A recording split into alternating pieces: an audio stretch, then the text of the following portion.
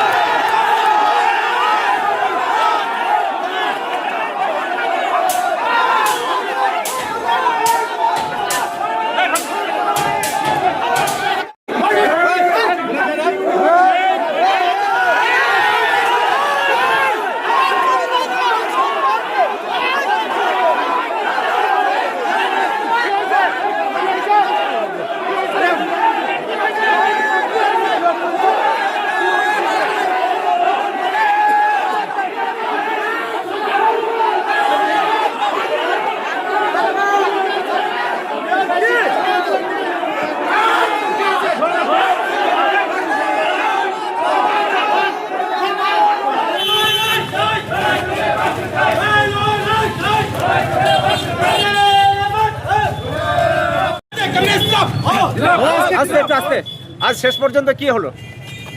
পুলিশের কর্তাদের একটাই দাবি তাদের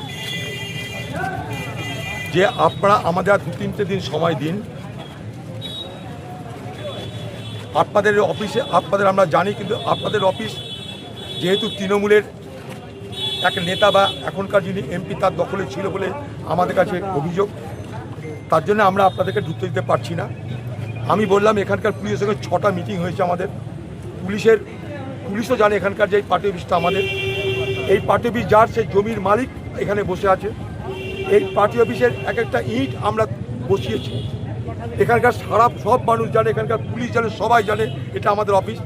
কিন্তু এখানকার প্রশাসন যখন দেখলো আমরা আন্দোলন নেমে গেছি, পুলিশ এবং তৃণমূলের এখনকার যিনি নেতা বিজেপিতে গেছেন এনসিপিআর নাম দিয়ে আবু তাহের খান সাহেব, সম্ভবত তাদের কথার তারা ফেলতে পারছেন না, তাই তারা এখানে বাধা দিচ্ছেন। আমরা যখন সব কিছু বোঝালাম তারা বুঝতে পারলো, তারা তখন বলছে যে আপনারা একটু সময় দিন আমাদেরকে, আমরা এটার ফয়সালা করছি। আমরা বললাম 3 থেকে 4 দিন সময় দেওয়া হলো, যদি না হয় আন্দোলন আবার শুরু হবে।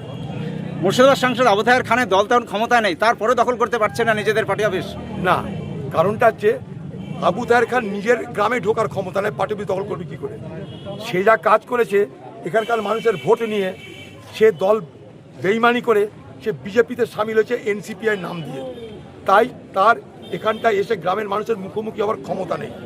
তাই যার গ্রামের মানুষের কাছে এসে মুখোমুখি হওয়ার ক্ষমতা নেই, সে পার্টি অফিস দখল করবে কী করে? তাই সে আজকে পার্টি অফিস দখল করতে পারছে না। তাই আমাদের এখানকার শান্তিপূর্ণভাবে আমরা এই পার্টি অফিসের দখল পেতে চাই। বাংলার মানুষ আপনারা দেখে নিন, একটা শান্তিপূর্ণভাবে আমাদের নিজেদের পার্টি অফিস দখল করার ক্ষেত্রেও সেই তৃণমূল জমানার যে ঐতিহ্য, সেই ট্র্যাডিশন আজও চলছে। অর্থাৎ ক্ষমতায় থাকলে ক্ষমতার অপব্যবহার করো, সেই স্বনামেই থাক আর বেনামেই থাক। আজকে আবু তাহের খান তৃণমূল নামে ক্ষমতায় নেই, কিন্তু এনসিপিআই নামে ক্ষমতায় আছে। তাই স্বনামে ক্ষমতা বা বেনামে ক্ষমতা যে নামেই থাক, তাদের ক্ষমতা ভোগ করার এখনও ব্যবস্থা আছে সরকার পরিবর্তন হওয়া সত্ত্বেও।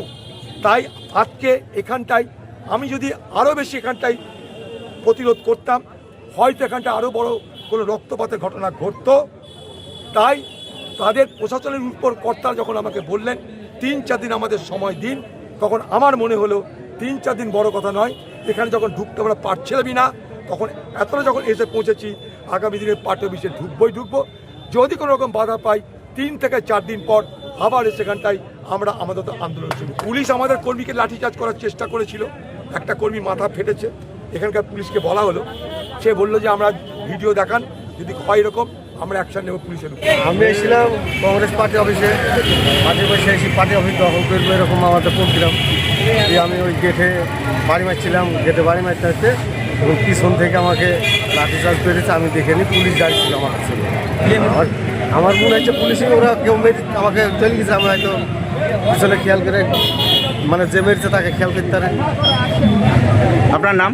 সালেমান বাড়ি? গোঘাটা।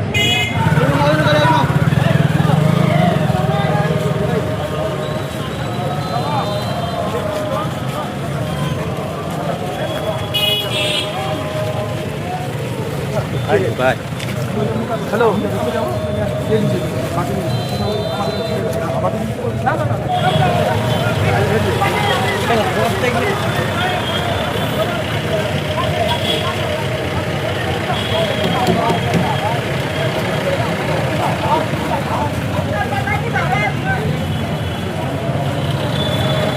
আপনি কি income tax, GST, company registration, trademark করতে চাইছেন কিন্তু কোথায় যাবেন বুঝতে পারছেন না?